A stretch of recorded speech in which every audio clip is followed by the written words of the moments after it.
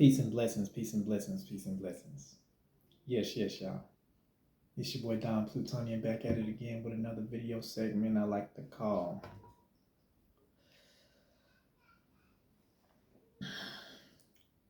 Well, honestly, this is the chapter 1 segment. And this is mental alchemy. This is chapter 1, mental alchemy. So when we're talking about mental alchemy, we're clearly talking about our mind, right? Your mindset, your consciousness. And the word alchemy is short for alchemist, which is creating, right? Alchemist turned lead into gold. Or a lot of alchemists would search for this particular item that was called the Philosopher's Stone. But this video consists of mental alchemy, your mindset.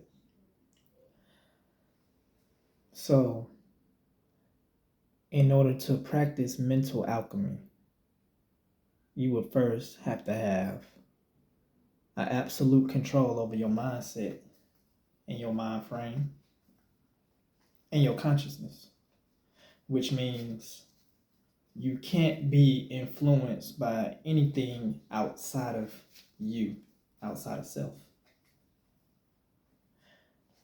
You know, that consists of music, people, places, things, situations that you go through in life.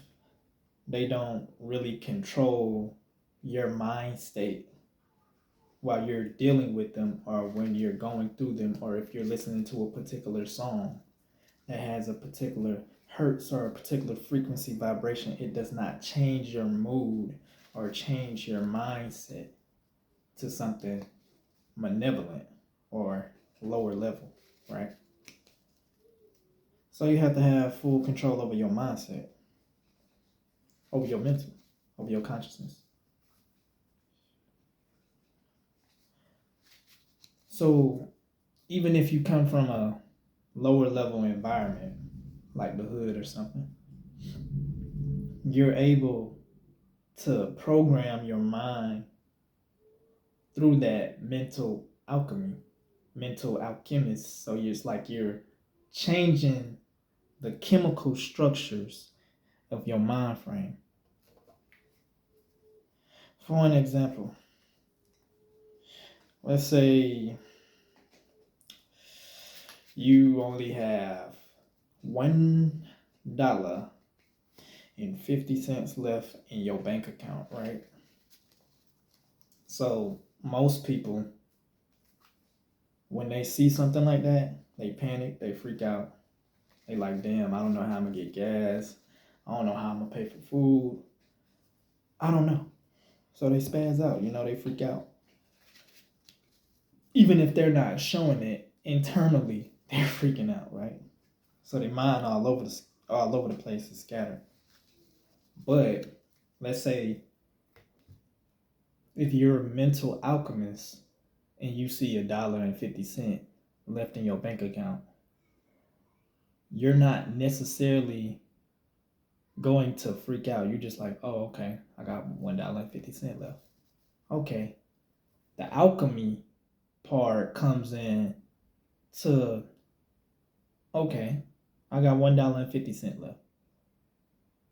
What could I use with this? Or how could I utilize this properly to flourish my bank account? When I think of alchemy, I think of the magician card in tarot.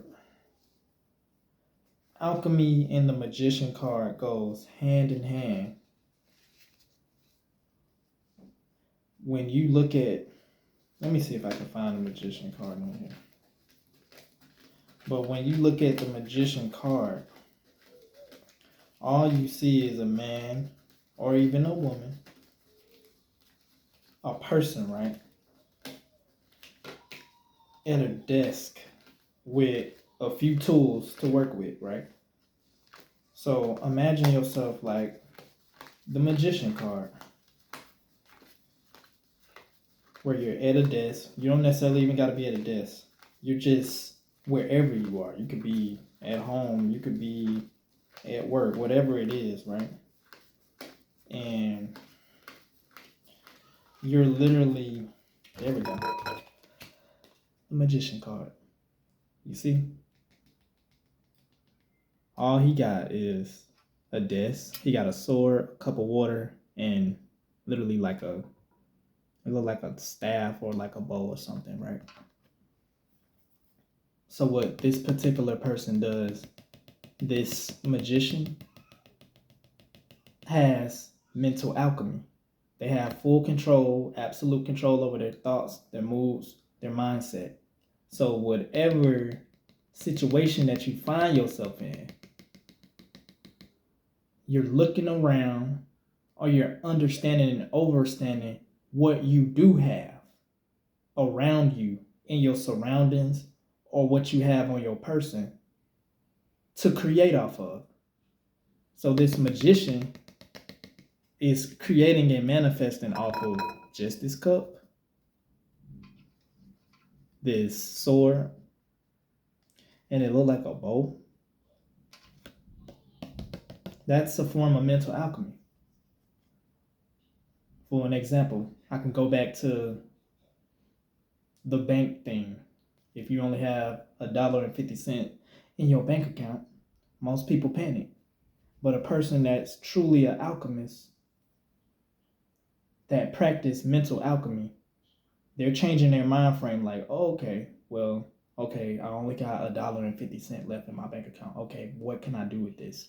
How can I? They're not panicking. They're literally changing the alchemical components in their mind to figure out a way how to properly use this $1.50 to get the best out of that $1.50. You see what I'm saying?